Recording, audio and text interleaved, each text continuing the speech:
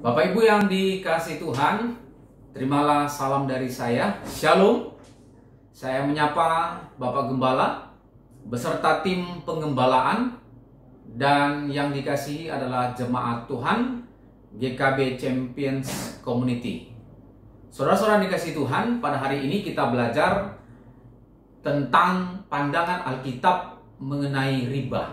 Nah, ini merupakan sesuatu topik yang sangat menarik dan sering diperbincangkan, menjadi pro kontra. Apakah menjalankan riba ini dosa? Apakah tidak boleh, dilarang secara hukum? Nah, pada hari ini kita akan belajar bersama-sama ya, saudara-saudara dikasihi Tuhan. Nah, dalam Kamus Bahasa Indonesia, riba itu diartikan sebagai pelepas uang. Dan uniknya, Kamus Besar Bahasa Indonesia juga menyebutnya sebagai lintah darat, gitu. Jadi ini merupakan suatu peribahasa, ya. Kalau lintah darat itu kan menghisap darah yang hewan atau manusia yang didapatinya, ya. Dan bahkan kalau kita lihat lintah darat itu kalau sudah menempel, maka darah yang dihisapnya itu sangat banyak sekali. Nah, itu makanya disebut sebagai lintah darat. Tapi menariknya itu merupakan pengertian dari Kamus Bahasa Indonesia. Kalau kita lihat ini berarti sesuatu yang bertendensi agak negatif, saudara. Nah, kemudian definisi yang kedua dari Kamus Bahasa Indonesia adalah bunga uang atau rente. Ya, bunga uang tentunya tidak berbunga, ya. Tapi ini kan juga merupakan peribahasa, ya. Bunga uang artinya uang tersebut bertambah-tambah, berlipat-lipat. Nah, kira-kira begitu menurut arti dari Kamus Bahasa Indonesia. Nah, saudara-saudara dikasihi Tuhan, dalam konteks bahasa Ibrani, ya, penafsiran Yahudi pada abad pertengahan, istilah dari bunga, ya, itu sama dengan menggigit. Ya, bunga dalam bahasa Ibraninya itu rasi, artinya menggigit. Itu seperti gigitan seekor ular, ya. Gigitan ular itu kan kecil, saudara, tetapi ketika sudah menancap di tubuh hewan ataukah di tubuh manusia, maka bisanya itu akan disalurkan dan mengena ke seluruh tubuh dari korbannya dan berakibat fatal. Karena itu racun itu mengalir ke seluruh tubuh, ya. Nah, jadi dalam konteks Ibrani, ya, rasi itu, ya, menggigit itu diibaratkan berarti efeknya akan berpengaruh kepada seluruh kehidupan seseorang. Wah, ini berarti bunga atau riba itu sangat berbahaya dalam paradigma orang Yahudi. Ya. Nah, sekarang kita akan mencoba mengupas dari Alkitab. Pertama kita akan melihat dari ayat-ayat Perjanjian Lama, ya. Ayat Perjanjian Lama melarang menjalankan uang atau riba. Bapak Ibu saudara yang kasih Tuhan, nanti bisa lihat di dalam kitab Keluaran 22 ayat 25 sampai 17. Saya akan bacakan buat kita semuanya. Jika engkau meminjamkan uang kepada salah seorang dari umatku, orang yang miskin di antaramu, maka janganlah engkau berlaku sebagai seorang penagih hutang terhadap dia. Janganlah kamu membebankan uang kepadanya. Jika engkau sampai mengambil jubah temanmu sebagai gadai, maka haruslah engkau mengembalikannya kepadanya sebelum matahari terbenam. Nah, saudara-saudara, saya bold, ya, garis bawahi yang sangat penting adalah jika kita orang Israel pada konteks pada waktu itu,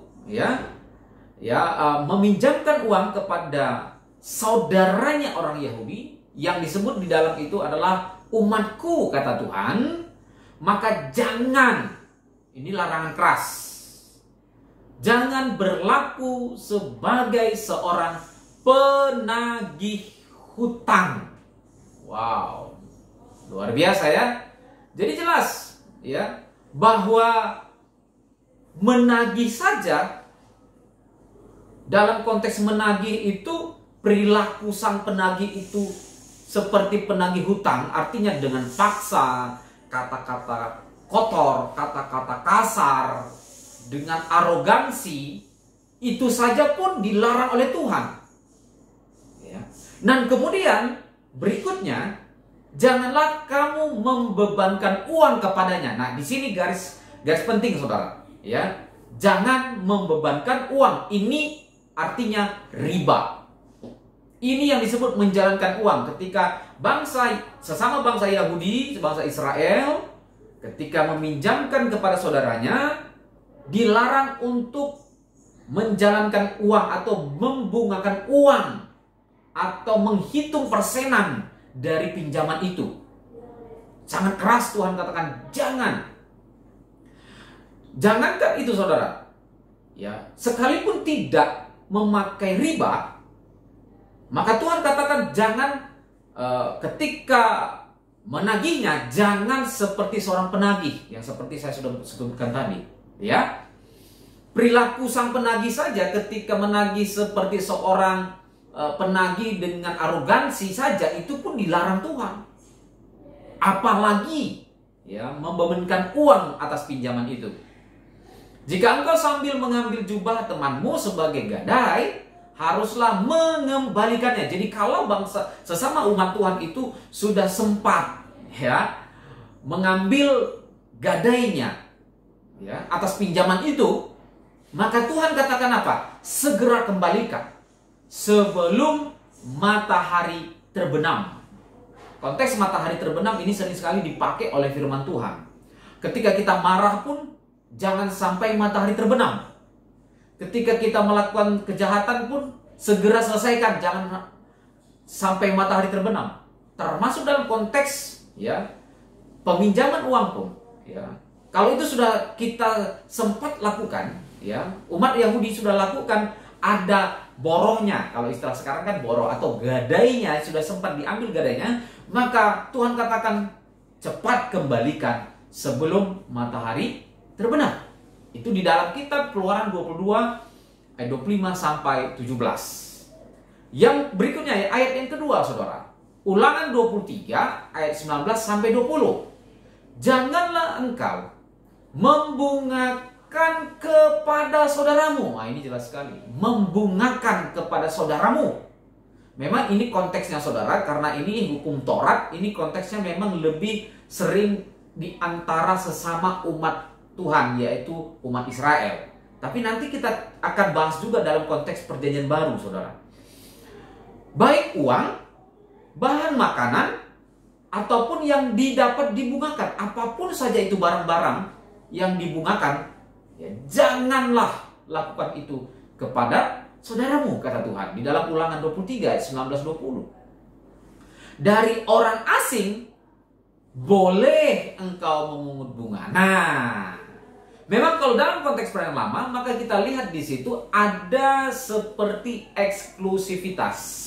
Maksudnya begini, Tuhan itu memang ya mengkhususkan umat Israel, umat Yahudi, agar di antara mereka itu saling mengasihi, saling erat persatuannya, saling tolong menolong. Nah, di antara mereka harus lebih kuat karena hukum Taurat dan firman Tuhan itu. Nah, tetapi dalam konteks kepada bangsa lain ada perbedaan. Ya, firman Tuhan katakan boleh dalam konteks perjanjian lama. Saudara-saudara, garis bawahi ya. Ini konteksnya perjanjian lama. Ya. Maka kalau kita belajar konteks perjanjian lama, maka ada konteks di mana Tuhan memelihara, Tuhan itu benar-benar menjaga bangsa Israel untuk satu tujuan yang besar nantinya. Yaitu apa? Karya keselamatan, dan bangsa ini pun nanti akan dipakai menjadi berkat baik secara rohani dan jasmani. Nah, saudara-saudara kasih Tuhan, firman Tuhan katakan demikian. Ya, supaya Tuhan Allahmu memberkati engkau. Artinya konsekuensi dari itu ada.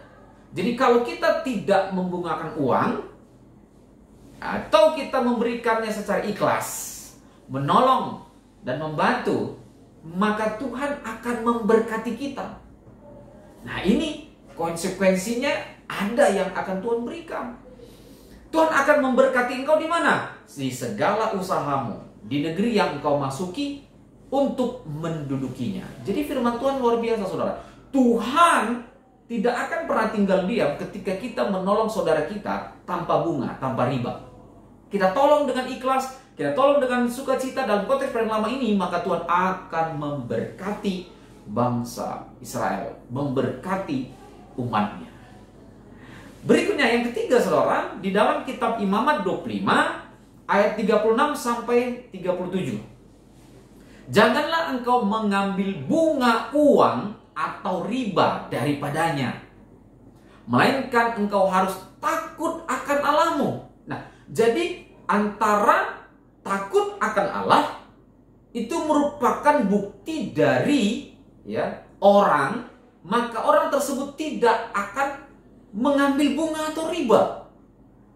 Orang yang menjalankan bunga uang atau riba, dari konteks ayat ini jelas, berarti tidak takut akan Allah.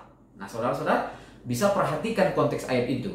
Ya, janganlah engkau mengambil bunga uang atau riba daripadanya, melainkan engkau harus takut akan Allah. Jadi kalimat ini merupakan suatu kalimat yang langsung dirapatkan dengan konsep takutnya kita akan Tuhan, hati kita kepada Tuhan. Jadi orang yang takut Tuhan tentunya tidak akan mengambil bunga atau riba. Ini tegas di dalam kitab Imamat 25 ayat 36 sampai 37. Orang yang tidak takut Tuhan, cek diri kita. Jangan-jangan kita tidak takut akan Tuhan. Nah, firman Tuhan lanjut katakan apa? Supaya saudaramu dapat hidup di antaramu. Ada artinya, saudara. Supaya saudaranya sesama mereka itu hidup. Artinya apa? Ada orang yang miskin, ada orang yang membutuhkan, ada orang yang kelaparan. Ketika mereka membutuhkan, maka kita tolong mereka. Supaya apa mereka? Bertahan hidup.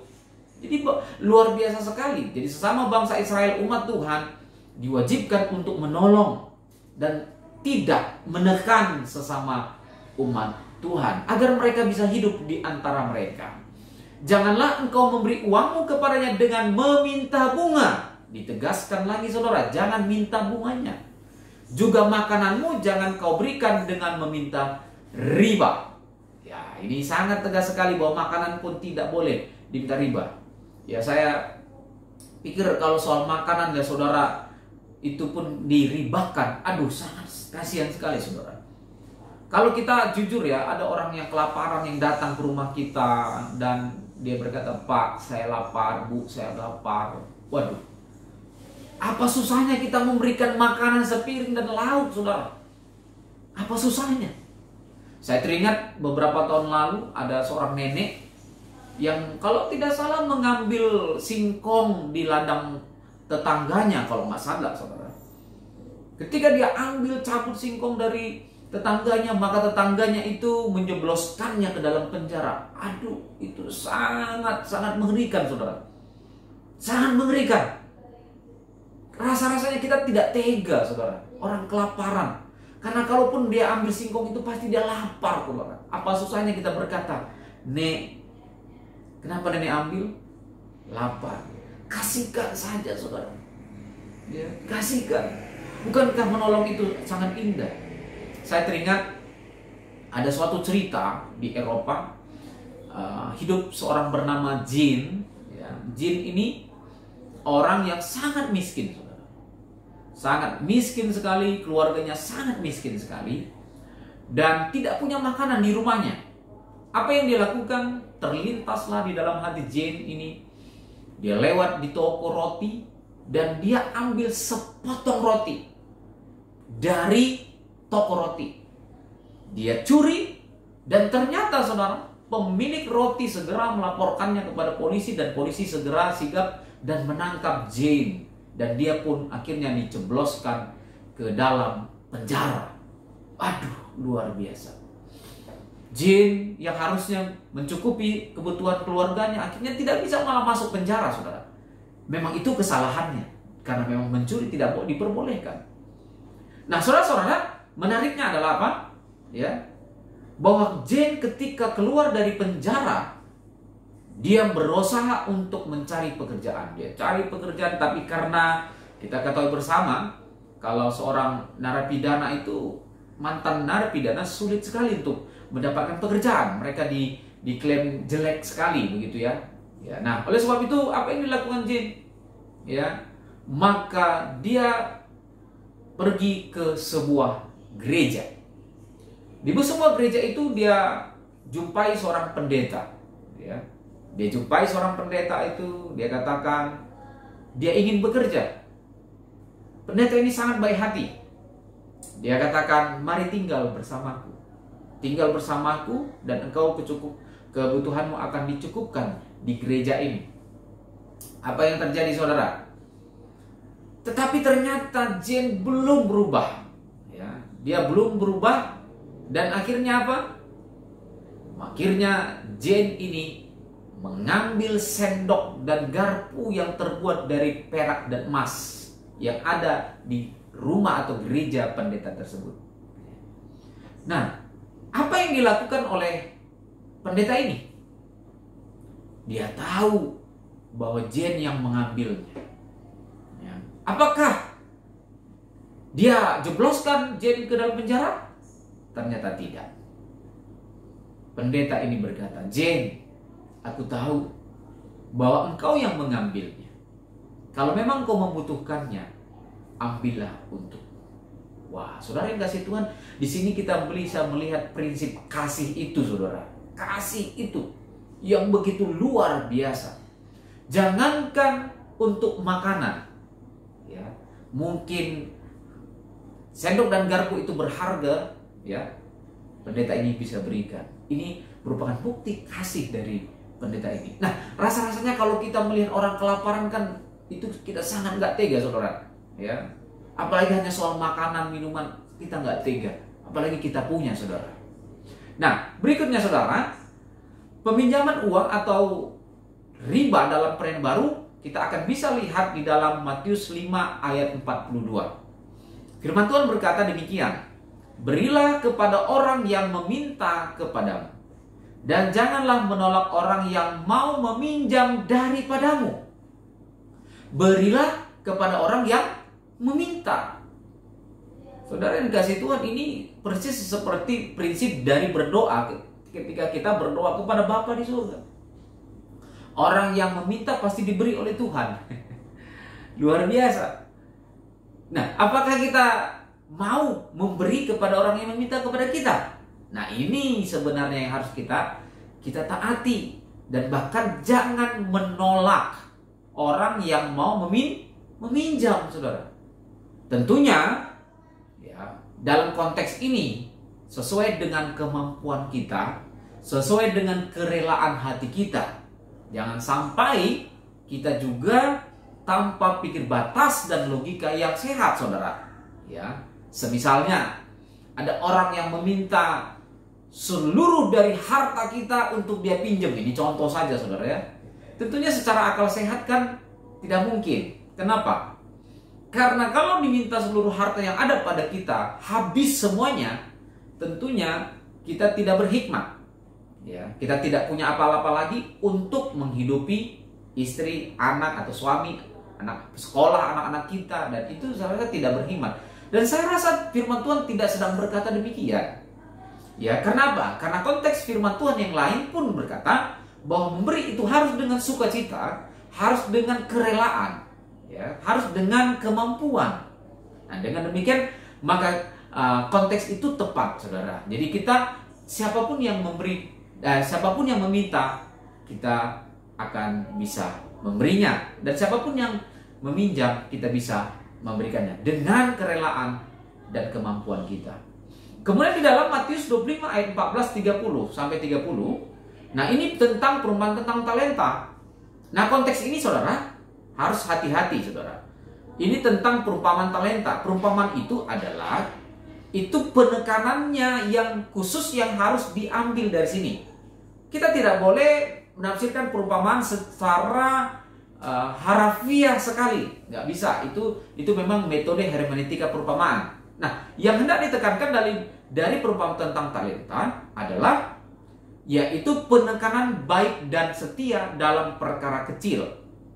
Ya, nah, jadi kalau ini dipakai untuk menggandakan uang atau membungakan uang, ya, ini sebenarnya kurang tepat, saudara.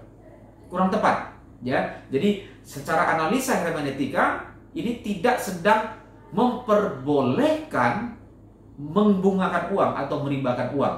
Tetapi Matius 25 ayat 14-30 sedang menjelaskan tentang penekanan baik dan setia dalam perkara kecil. Nah, kemudian berikutnya ayat yang dalam Perjanjian Baru di dalam Lukas 6 ayat 35. Tetapi kamu kasihilah musuhmu dan berbuat baiklah kepada mereka dan pinjamkan dengan tidak mengharapkan balasan. Jadi saudara-saudara yang kasih Tuhan, kalau kita memberikan pinjaman, konteksnya adalah pinjaman. Artinya apa? Suatu saat dia akan kembalikan, tetapi kita juga tidak berharap bahwa suatu saat, nanti suatu saat supaya aku minjem maka aku pun diberi. Sebenarnya tidak demikian konsep dari mengasihi. Nah, jadi yang dimaksudkan oleh Tuhan Yesus di sini apa? Memberikan pinjaman dan dengan motivasi yang tulus, bukan bermaksud apa-apa dalam konteks menolong orang tersebut. Kita tidak inginkan sesuatu dari dia ketika kita sudah melakukan kebaikan. Kita tidak inginkan balasan perbuatan baik darinya, entah apakah itu. Nah, jikalau demikian, maka kita sebenarnya bukan berbuat baik, tetapi apa? Itu namanya setimpal, saudara.